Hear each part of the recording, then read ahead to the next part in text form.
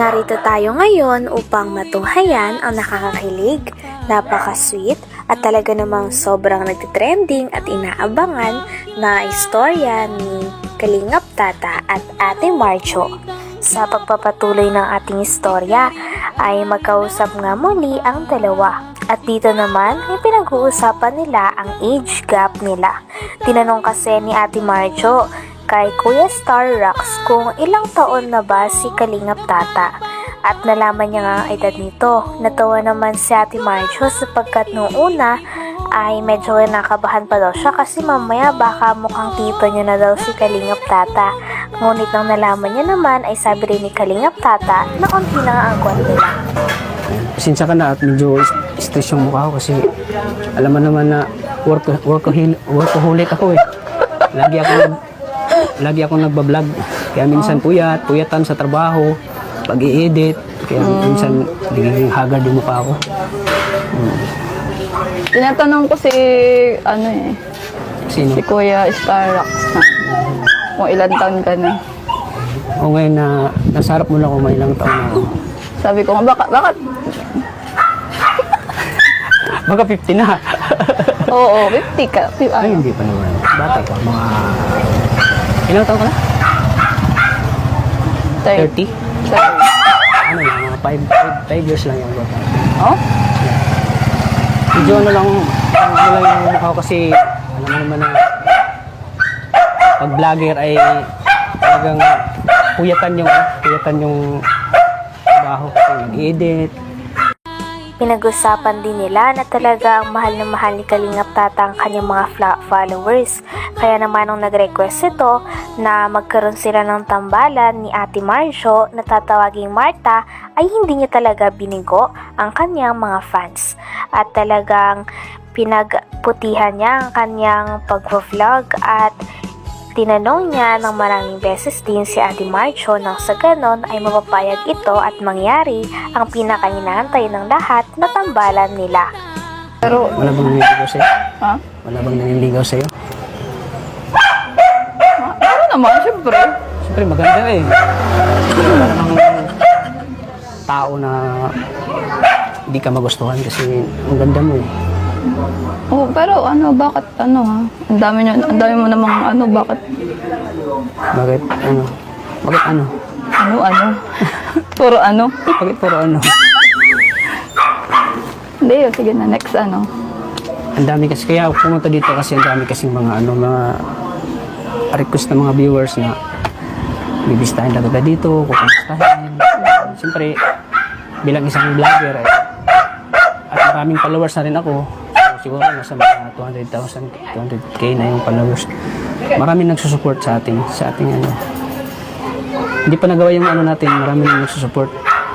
Kaya, dalawin daw kita kasi kinikilig daw sila eh. Oo. Nababasa mo may mga comment nila. Oo. Pero hindi Marjorie. Ano? Marjoret kasi ako. Marjorie? Oo. Marjorie. Marjoret.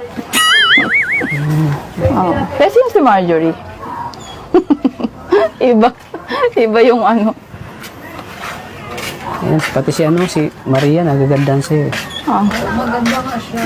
Ganda siya. Alagang silot ka. Oo, Ako kasi alagang tops lang. Makinis ang mukha niya kasi hindi kasi siya lumalabas, hindi siya exposed sa araw. Ayokong labas. Andito lang siya lagi sa tindahan. Sawa na ako sa labas.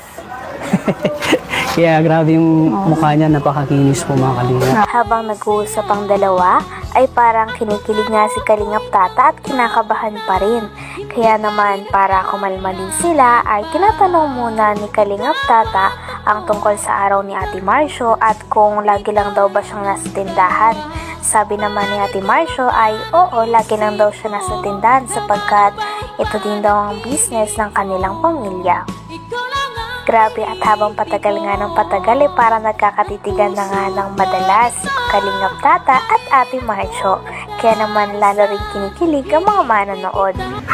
Maraming iniisip na content, kaya naging mature yung mukha namin. Pero hindi pa naman ako mature sa tingin mo.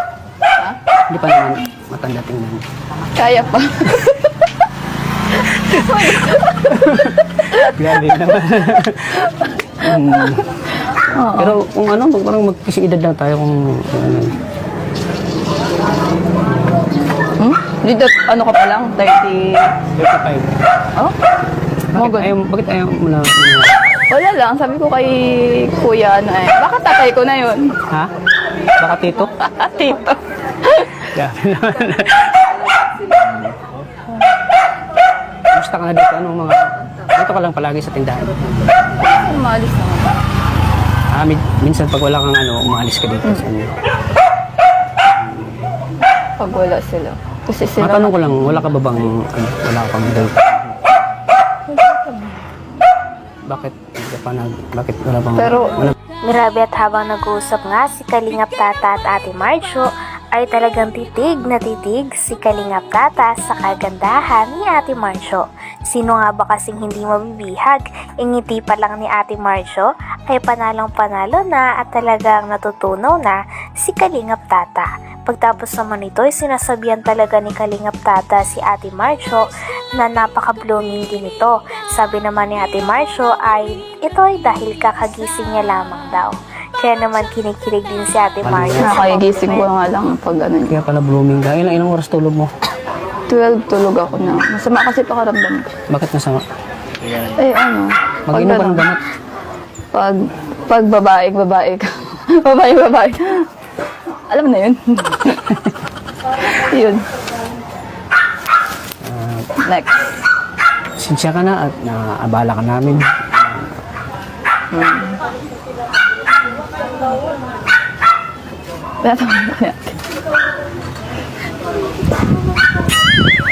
Wala na akong masabi. Talagang... Sinsya ka na doon sa mga ano, sa mga kasamahan ko na mga makukulit. Kaya talaga kami pag nagsama, isang kulitan, butit na ano ka. Butit maganda ang mood mo doon. Oo. Sabi ko nga, pag di maganda mood ko. So, sabi ko kay kuya, ano. Sa Starax. Butit nagsabay ka doon sa ano, nagsabay ka sa mga joke-joke namin. Hindi ko naman nga alam na ano, may pupunta kayo nga. Pero alam mo na kalingap, mga kalingap kami. Hindi nga talaga. Hindi mo alam? Hindi ganun ka. Kasi ang kilala ko lang talaga si kuya. Grabe at patagal ng patagal ay parang mas nagiging close at mas nagiging casual na nga ang pag-uusap ni Kalingap Tata at Ate Marjo. Grabe at simula nga lumabas si Ate Marjo ay parang hindi na talaga bumaba ang mangiti sa labi nito. Talagang nahuhulihan din sa akto ng kamera na nakatingin at nakatitig lang si Ate Marjo kay Kalingap Tata. Nako-fall na rin kaya siya kay Kalingap Tata?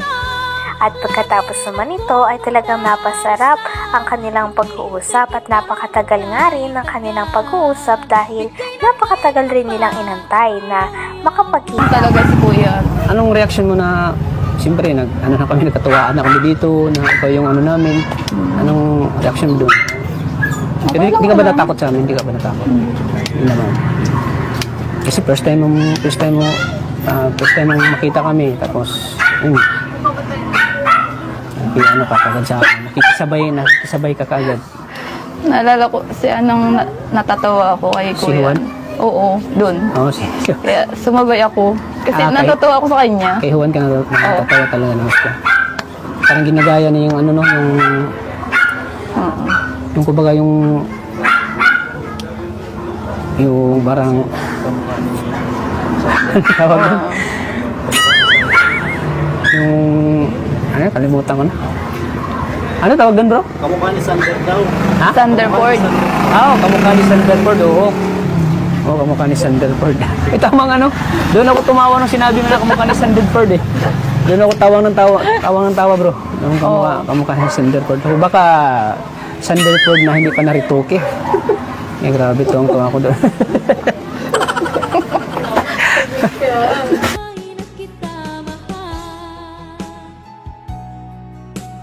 Hanggang dito na lamang muna ang ating nakakakilig, napaka-sweet at talaga namang sobrang nagtitrending at pinakinaabangan na istorya ni Kalingap Tata at Ate Marjo. Maraming salamat sa inyong panonood. Bye!